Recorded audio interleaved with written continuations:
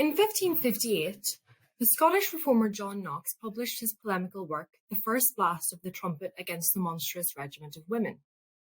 His work was a vitriolic, uncompromising attack against the role of women. Knox attacked female monarchs, arguing that the very idea of women rulers went against the laws of God, and that women were, by their nature, an inferior, imperfect version of man.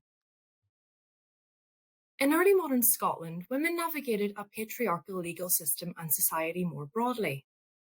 Schools' bridles were used to publicly shame and humiliate women who used their tongues and speech as weapons. Convicted witches were strangled at the stake before having their bodies burned, while scaffolds displayed the remains of infanticidal mothers and militant non-conforming women. But what of the women who used the legal system to assert and defend their status and rights? While the pages of Scottish court books are filled with countless tales of women branded as witches, scolds, and sinners, thousands of ordinary women also left their mark. Today, we are going to learn about the history of the foundation of the Court of Session, Scotland's highest civil court, and more specifically, how women in early modern Scotland negotiated their legal status and property rights before the law in daily life. So during the early modern period, women faced considerable legal constraints over their property as well as their bodies. It was within marriage that the law most rigorously entrenched the subordination of women to men. While single women and widows were entitled to independently own property and defend their legal interests before the courts, married women were theoretically subject to their husbands in all matters that concerned their property and person. Married women were therefore unable to sell property, initiate legal proceedings, or represent their own legal interests without their husband's consent. Gender also dictated women's status and rights within the family and wider kin group too. Daughters could only inherit their parents' landed property upon the absence of brothers, and widows were only granted a lifelong interest to a proportion of their late husband's lands, with ownership rights ultimately passing on to preferably male heirs. Yet while Scottish law codes and legal statutes are revealing of attitudes to women and shifts in women's status as they progress through the life cycle, they say very little about the effect that law had on women's daily lives.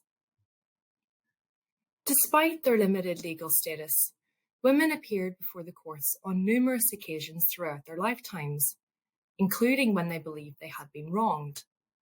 Whether appearing through lawyers or acting on their own behalf, women pursued and contested property disputes, economic and commercial obligations, and wrongdoing, among many other issues, often on a regular basis. In fact, much of women's legal actions arose from their everyday lives and relationships, their economic activities, their familial and personal relationships, and their property rights through inheritance, marriage, and widowhood. Uncovering women's everyday experience of the civil law tells us much about women's lifelong strategies for self-preservation and advancement, such as their marriage choices and opportunities, their protection of their own and their family's material welfare, and their negotiation of patriarchal gender roles. So the Court of Session was founded in 1532 by King James V, and at its foundation it primarily dealt with the underdeveloped civil law. In basic terms, civil law is the system of law concerned with private relations between members of a community, rather than criminal, military, or religious affairs. The Court of Session originally sat in Parliament House, which was loud and noisy and sat alongside coffee shops and jewellers and other shops that were also located inside the building. Parliament House is located in the Old Town in Edinburgh, just off the High Street section of the Royal Mile beside St Giles' Cathedral. It was designed by the Scottish architect Sir James Murray and completed in 1641. Now, the oldest part of Parliament House is Parliament Hall, which the Town Council of Edinburgh at its expense had built as a permanent home for the Parliament of Scotland, and as such is the oldest purpose-built parliamentary building in the British Isles. As a court of appeal and of first instance, the Court of Session held jurisdiction over contract and commercial cases, matters of succession and land ownership, intellectual property and copyright disputes, and many other issues. During the early modern period, women from across Scotland appeared before the Court of Session when asserting or defending their legal status and property rights, such as demanding their share of inheritance, challenging their husband's handling of their personal goods, or asserting their rights to their widows' estates. The Court of Session has presided over many notorious cases since its inception in 1532.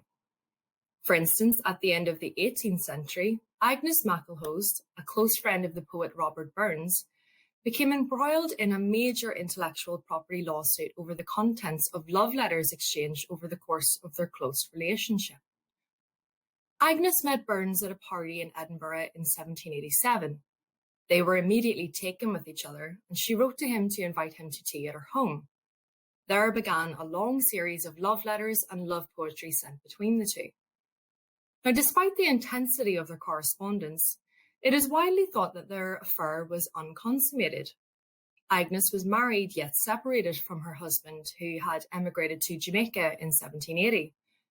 In 1804, the Lords of Session ruled in Agnes's favour, with the letter she had sent to Burns returned to her. While sons were ultimately favoured over daughters in relation to succession, daughters also approached the Court of Session when attempting to secure their rightful share of inheritance, with many initiating litigation against their brothers, uncles, and male cousins. In November 1766, Margaret Matheson pursued her half-brother, John Matheson, for an inheritance share of 6,000 marks, the equivalent of around £33,000 today.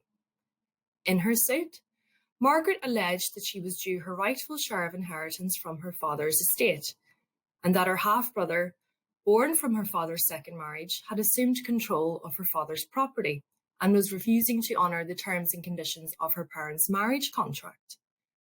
The Lords ruled that Margaret was entitled to inherit the sum of money as the heir of the first marriage, with her half-brother ordered to transfer 6,000 marks to his older half-sister.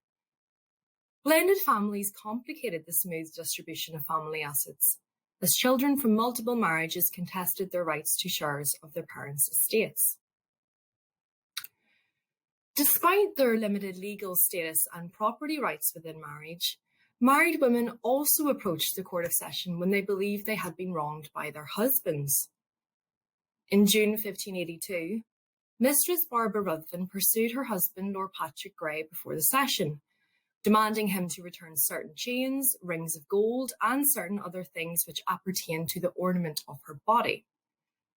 While husbands held near absolute control over their wives' property during marriage, they did not own their wives' paraphernalia, which consisted of various personal items of worth, such as her clothing and her jewellery. It had transpired that Barbara's husband had sold these items in a bid to resolve personal debt, under the pretense that he owned all of her movable goods during their marriage. Barbara countered her husband's claim, with her lawyer asserting that the items were proper to be called paraphernalia, and so they might no more be taken away from her any more than her shared landed property, without seeking her prior consent. In the end, the Lords ruled that Patrick should restore the items to his wife, as they rightfully belonged to her. The Court of Session was not the only civil court in Scotland during the early modern period either. Other courts existed alongside the highest civil court in the country, such as the borough courts, the sheriff courts, and the commissary courts, amongst many others. These lower level civil courts were situated in urban towns across Scotland, with many women approaching a range of courts before travelling to Edinburgh to seek justice at the highest level. In April 1615, Janet Falconer, the widow of Master Henry Kerr of Greenlaw, pursued her deceased husband's tenants before Glasgow's Commissary Court for unpaid rent. In the suit, Janet alleged that she had already received a judgment from the Lords of Council and Session at Edinburgh. The Commissar Judge in Glasgow then ordered town officers to auction her tenants' livestock and other property on the land to settle the outstanding debt due to Janet. Despite John Knox's anxieties surrounding female authority and role, women in early modern Scotland petitioned the Court of Session in a bid to secure what was rightfully theirs. While the Court of Session was populated by male judges, lawyers, and notaries during this time, women appeared as pursuers, defenders, and witnesses in all forms and manners of civil legal matters and disputes. Civil litigation was a common, almost universal experience during this time, with many women even accessing justice at the highest level. Though women did not appear in the same numbers as men, their legal actions were not exceptional, nor were they prevented. Whether appearing through a lawyer, voicing their complaints independently, or challenging male authority, many women clearly knew their way around the patriarchal legal system. Not all fell victim to it.